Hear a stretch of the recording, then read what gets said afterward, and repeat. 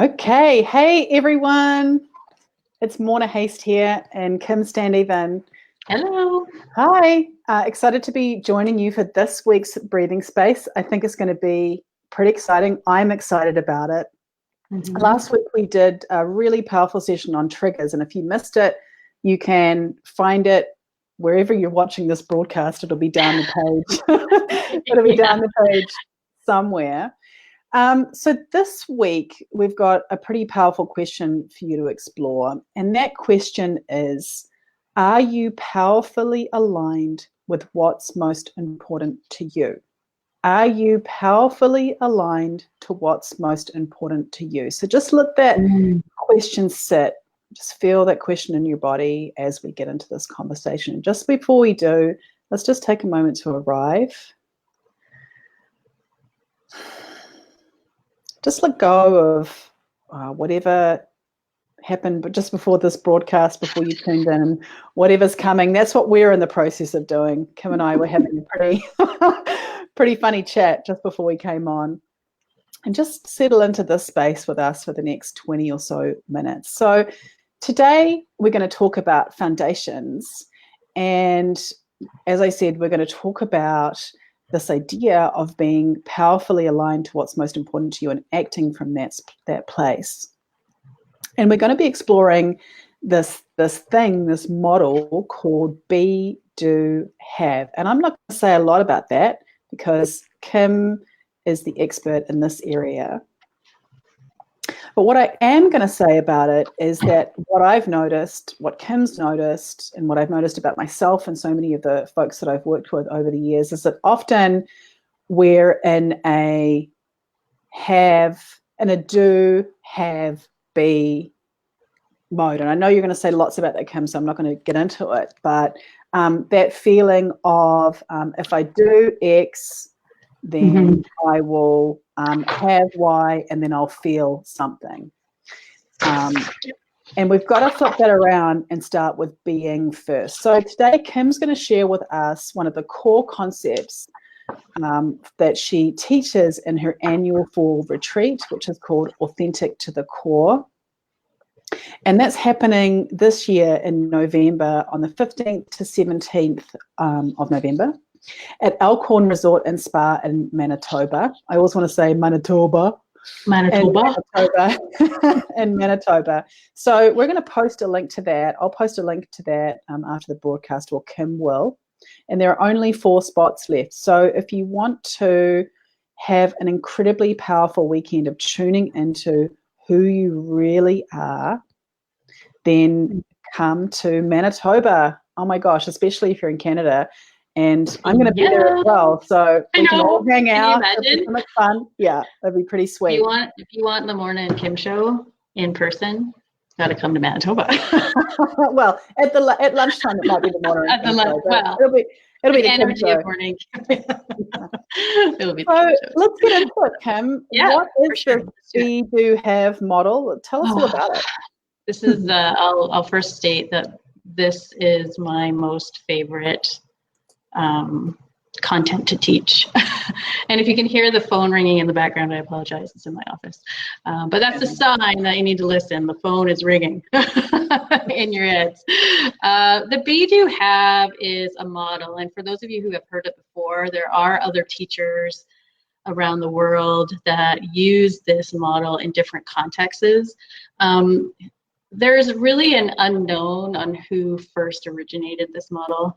The person who taught it to me has, been using these Be, Do, Have words in her work for over 20 years. So I don't know who owns it, and I feel like nobody really owns it. It's a philosophy. It's a way of being in the world. Really, it's a lifestyle.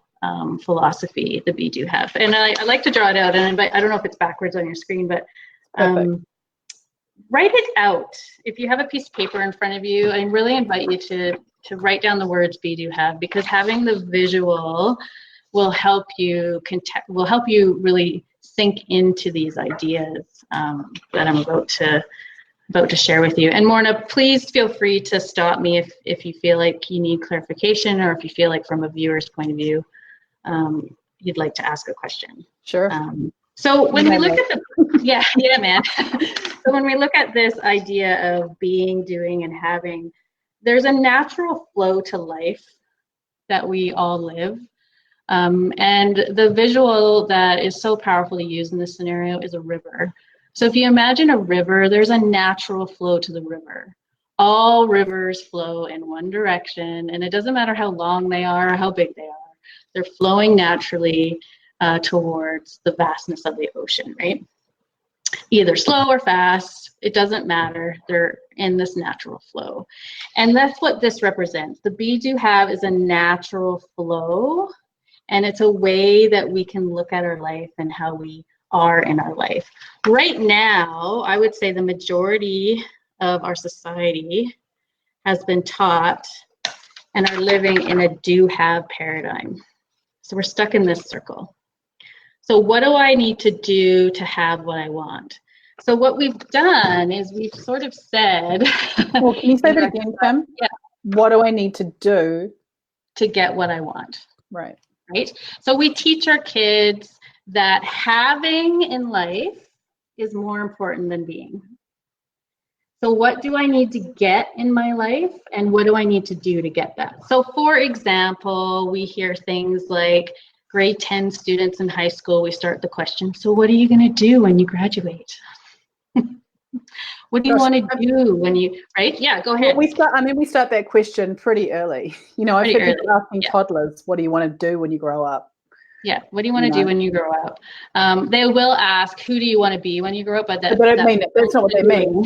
They mean the do. They mean, what are you going to do with your life? So what do you want to do with your life? And it all comes down to this idea of what do you have to take action on in order to get something. So for example, we are in this paradigm of, if I want to have the white picket fence life, what do I need to do? Well, a kid in there who's just graduating high school is like, well, I'm going to go become a doctor, a lawyer, whatever it is that makes lots of money. I heard this conversation camping another week.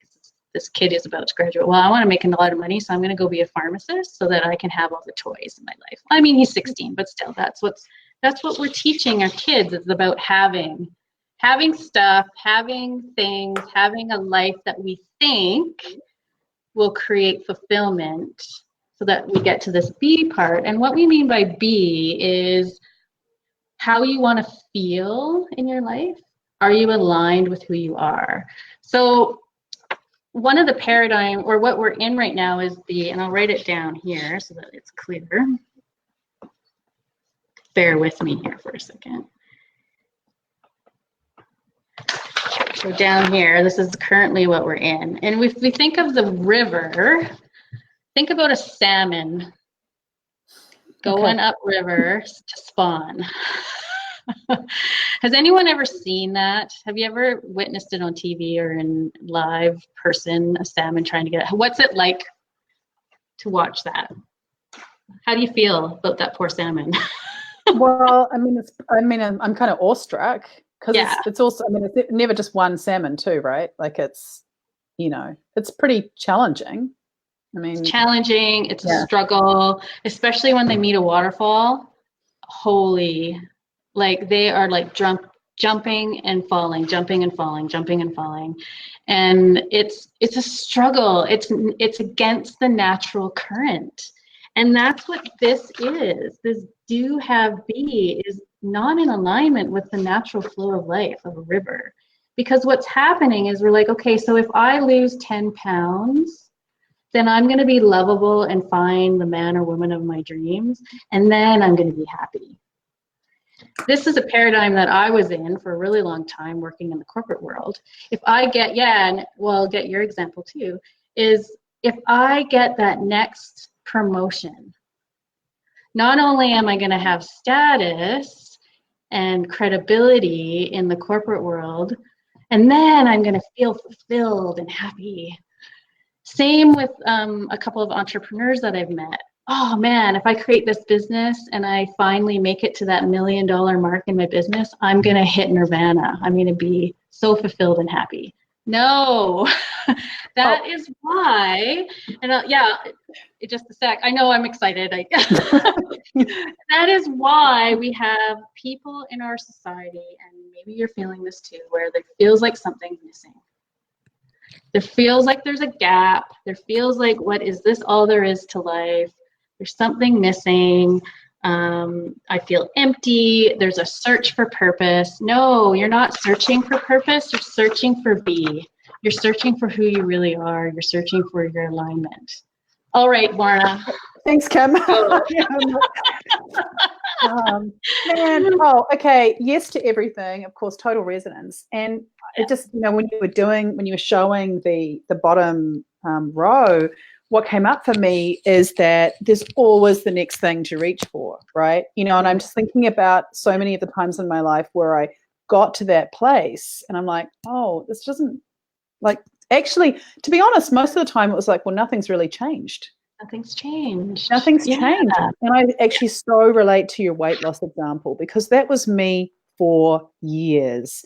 I put my happiness on hold, or it was dependent on a number on the scale, or, a certain whatever. And what's so fascinating, or what I found so fascinating for me, is when I kind of flipped the script and came from a place of, well, what if I actually love myself the way I am? What if I'm perfectly perfect right now? No matter what?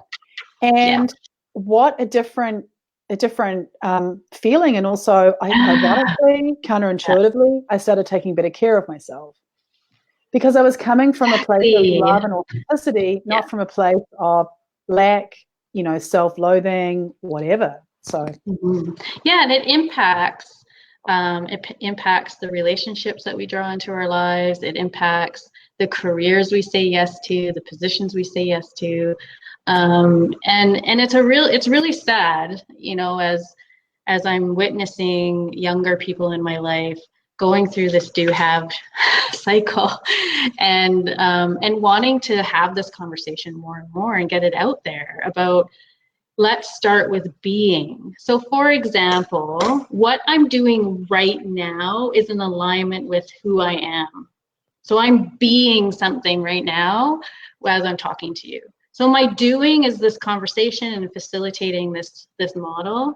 But I started with being in alignment with who I am, and then my doing comes from that, right? So my experience, my sharing is the doing, is the act of sharing this model. And after this live, I'm going to feel so fulfilled and content. So that's what I'm going to have. And I might have someone join us at the retreat in November from watching this. Do you know what I mean? Right. So there's this natural flow of life that we can get on the boat in the river and let it kind of take us to, right? We don't have to control every single moment. I wanted to share a couple other examples, unless you have something you'd like to. Well, I have a question, and maybe it's a big unanswerable question in this, in the next kind of 7 minutes. How do we know who we are? That's what the retreat is about. Yeah, right. And that's the thing, is we know who we are. Fundamentally, we know who we are. We've just forgotten. Okay. The retreat is about remembering, because I believe in this idea that we were all born with a unique gift, a unique personality, something that the world needs. And we've forgotten about that because there's layer upon layer of experiences and education from mentors and belief systems and value systems that have been piled on top of us that we've forgotten. Kind of that dim and that shine in our sparkle in our eye has dimmed because of life and all the complexities of being socialized, depending on your culture, where you are in the world, what's happening in our environment, depending on the year you were born. There's so many things that are, piled on top of us that we just forget. It's there. We just have to kind of peel back the onion and be like, oh yeah, that's who I am. That's what matters to me. I love that. And I love that it's rather than a discovery, when we use that term, I'm going to go and find myself. It's not like you're discovering something that doesn't exist. You're remembering something. Or it's perhaps there. Yeah. I wonder if for some folks, it's interesting actually as I think about this, about the many moments of my life where I've gone through personal development journeys, where I've kind of had those moments of remembering who I am in various ways, and then life kind of comes in again, and it can be really challenging to stay aligned and to be in alignment, which is why I think it's such an awesome opportunity to give yourself the gift of coming for 3 days and being in that remembering process. But what's curious for me, what's coming up for me is, would there be people who have never had the experience of that feeling of really being in alignment and knowing who they are? I'm just kind of thinking about even the way we raise kids. I'm going to stop talking because I want to hear from you. Yeah, in my experience, myself and the other facilitators who have been doing this retreat over the last 20 years with thousands of folks all across the world, we've never had an experience where someone doesn't remember. Not to say that there isn't struggle in peeling back the layers sometimes in that remembering, but I think everyone has that knowing inside when it's like a click, right? Mm-hmm. It's just like if I can use an example of when you've met someone for the first time, like when you and I met, there's like a click that happens. Nothing really has to be said. It's like, oh, I feel like I've known you forever. It's that same feeling when you come home to yourself, and that's what I call it. It's like coming home to yourself, where you're like, oh, I know this feeling. I may have had it when I was a minute old, but the body and the mind and the soul remembers. And so we have to get out of our head in this process, especially with the Be Do Have. We're not going to figure out this stuff in our head. We have to move into our heart and our soul, and our essence is what we call it, or what I call it in the retreat, is who are you at your core essence, your core self. And you were born with it. We were all born with that knowing of who we are. It's a magical process, and that's why you're probably noticing my energy is like, whew, because I'm in my alignment 100% right now, because it lights me up doing this work and being on the journey with people. It's so amazing. Yeah, it's my purpose. It's my light. It's my essence. Yeah. Right. And the other thing that's coming up for me is that I almost feel a collapsing of Be Do Have in that moment, because it's like you don't actually really need to do much to have what, it's all collapsing into the moment. It's like flow, right? Like the Be Do Have is the ultimate flow when it's all together. Just like the river. Yeah. And I'll say one thing about the river. It's a great analogy. And if you think about challenges in our life, there's always lots of challenges. And if you think of the river where there's maybe a log that's, across it, or there's these huge rocks, or maybe there's a mudslide, the river always finds a way around or under, and it's still in its natural flow. It might slow it down a little bit, but the river will always keep moving. And it doesn't fight with the log and the rock and the debris in the way. It just finds its way through the tiny cracks. And that's what's so powerful about the Be Do Have, is when we're aligned with the be of who we are, it will allow us to move through life in that more of a peaceful, more at ease. So I think, you have shared recently that you've been going through some struggles, and yet I remember you sharing that you still feel really at ease and calm and content. That's what I'm talking about in certain times, right? Where you're like, I'm okay, but I'm not okay. That's sort of the idea, right? When you're in struggle. Yeah. Yeah, I mean, I just want to say a little bit about that, because I feel like I've actually been on a really profound transformational journey this year, and I'd love to share. In fact, I will, of course. Yeah, please. We do this kind of. No, I'm not going to share it today because there's a lot. Okay. Yeah. That's the whole show. Yeah. It's the whole show. It's the whole show. And I feel like for me, I've been alleviating suffering. I feel like we don't really have much of a choice in terms of what life throws at us. Challenging times happen to all of us, and we can also create a lot of additional suffering for ourselves in those times. And that's been the major transformational piece that I've been working through, and it really has everything to do with who I'm being. Everything. Everything. Yeah. And another piece, just before we kind of close out, is when you think about the do-have cycle here, what we typically do as humans in the do-have cycle is we collect our information externally from external sources. And that's where we're making our decisions from, right? Do-have, who can I rely on outside of myself to give me the right answer I need for the next step, right? Whereas when you're coming from a B place, your focus is on your internal self, your internal knowing, your internal wisdom, and you're making decisions aligned with what's best for you. Your decisions come from a place inward, and you're navigating your life from a place of your internal world rather than your external world.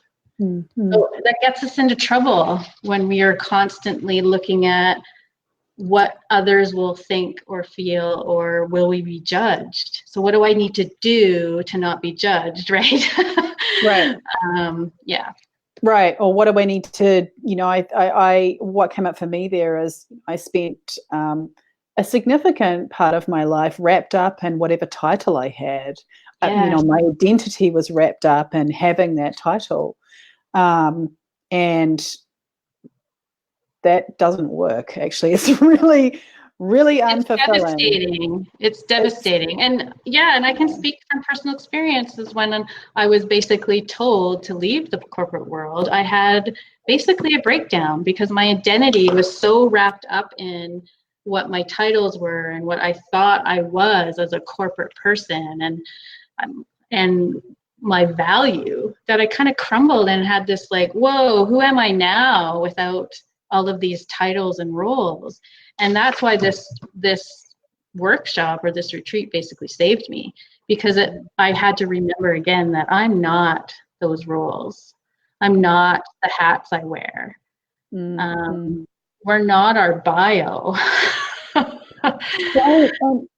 Right. And we, and I feel like we've constructed, I know we've kind of run out of time, but there is a couple of things I want to say. I feel like we've constructed so much of our modern lifestyle around the do-have. Yes. And then being as an afterthought. Well, I'll be when I'm on vacation. I'll be at the weekend. There's still a lot of doing and having then. Okay, that's a whole other show. Yeah. So what do you want to leave folks with, Kim, before we wrap up? I just, sit with what this has stirred up for you, in terms of who you are, what even that question is, who am I? And where are you on this? Where are you in the natural flow of life? Are you stuck in this whirlpool of do have, or are you flowing? And then join me in the retreat. If it's something that calls to you, it is magical. I'll just share that one lady who joined me, I think 2 years ago. she said that coming to the 3 days in November in the middle of Manitoba, so if those of you who aren't familiar with Manitoba, it gets cold, was better than going on an all-inclusive hot vacation. In terms of fulfillment, That's a 5-star review. right? I was like, Yeah. man, I need to like put that on a gold plaque, because she got more out. She felt so good about herself in that, remembering that she got more out of it than if she spent a week at an all-inclusive laying on the beach pretending to be. It was amazing. It's amazing. Okay, look, I just have to say this one tiny little thing about that, because no, it's true. I mean, because those beach vacations, they're not about remembering who you are. I mean, I'm not going to diss beach vacations. They're No, great. I mean, hello, But yeah. often they're about getting into, a vacation after all of that, do have stuff, exhausted. Almost an escape type of thing. Whereas you're talking about going to the source, going to the big deep well. connection. And it's my favorite thing to do. Every year I just get so oh yeah, I know. Yeah. I get so excited. But yeah, I love these types of conversations. I want to continue them on this show. And I'll put some links below if you're interested in checking it out, and would love to know what you think about the Be Do Have model, a way of life. A way of life. Thanks, Kim. Thanks, everyone. And we will see you soon. Bye. Bye.